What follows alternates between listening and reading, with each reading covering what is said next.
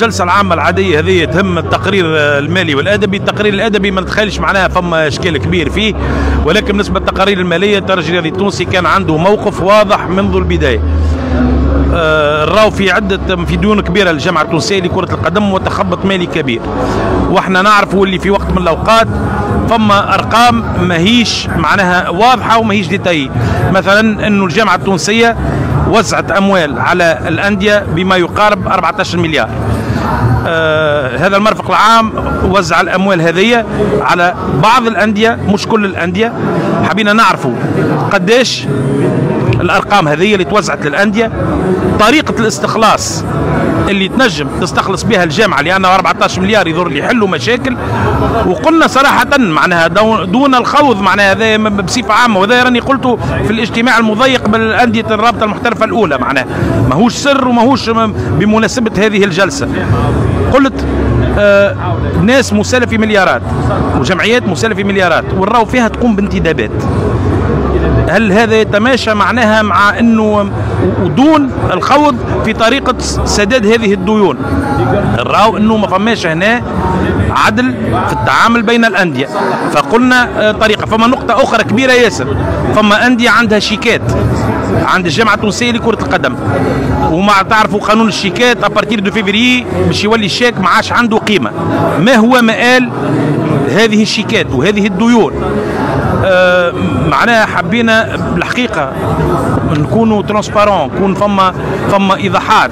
وهل هذه الديون تدخل في إطار معناها لا ليسونس كلوب اللي هو معناها إجازات الأندية اللي تخول الأندية المشاركة ولا لا؟ عدة نقاط الحقيقة معناها كي تلقى أرقام مجحفة معناها هكاكا صامتة، ما غير ديتاي ما غير حتى شيء، تقول هذاك علاش تم معناها في المصادقة على التقرير المالي.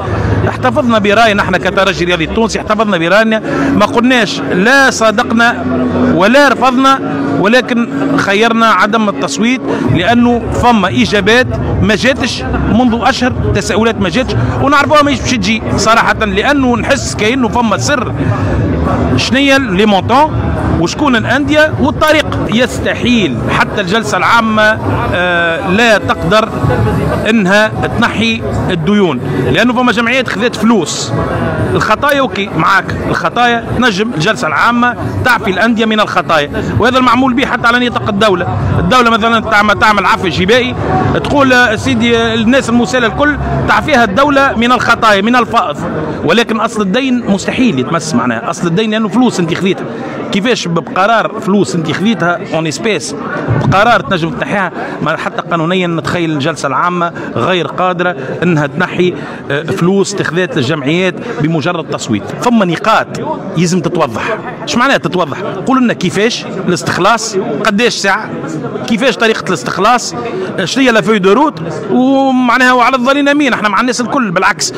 باش تعطيني راي تصويت تنجم تاخذ تصويت معناها راي وخيان اللي صوتوا. انا هنا ندلي بموقف الترجي الرياضي التونسي، ونعاود ناكد الترجي لم يرفض التقارير الماليه، خير عدم معناها الاحتفاظ بصوته، احتفاظ لصوته، لانه السؤال اللي سالناه لم تتم الاجابه عليه معناها بشكل واضح. احنا منضبطين ونلعبوا بالقوانين الموجوده وبالقوانين المعمول بها، والموضوع هذا على عكس ما تداولوه الناس. لا طلبنا احنا حتى كي طلبنا موضوع تشريك اللاعبين معناها الاجانب، معناها كان رد على طلب انه نرفعوا في ما كانش، ولكن احنا على قناعه انه ليس بامكان تغيير القوانين في وسط مسابقه. لا، الريبونس مستحيل انها تتغير، لانه معناها تمس حتى من مصداقيه اللعبه انه تبدا بقانون وتكمل بقانون اخر. معناها نكونوا نلعبوا 4 اجانب في اللالي، في الروتور يوليو 6، ولا نكونوا في اللالي بنومبر دو ليسونس. بالعكس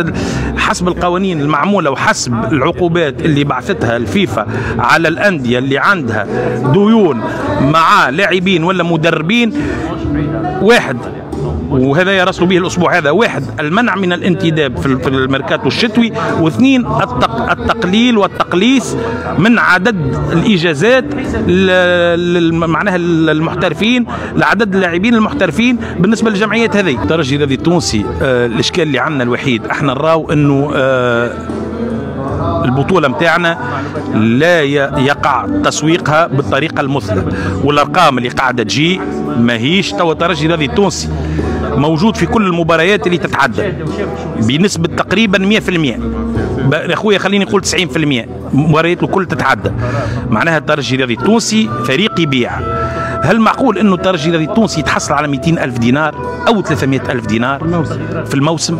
هل هذا معقول؟ انا نتخيل انه الترجي الرياضي التونسي قادر انه يسوق مبارياته، او حتى لو وكل الينا انه نناقشه على مستوى البطوله التونسيه نتخيل انه يمكن يكون مخير. فطلبنا انه نعرفوا ساعه العقود هذه ايش فيها، ونحبوا معناها نلقاو امبوسيبيليتي، لانه راهو قلنا وتصرحنا بهذا، راهو في الانديه العالميه على المستوى الاوروبي 60% من ميزانيات الجمعيات متاتيه من عائدات ريترانسميسيون تيلي، البث التلفزي.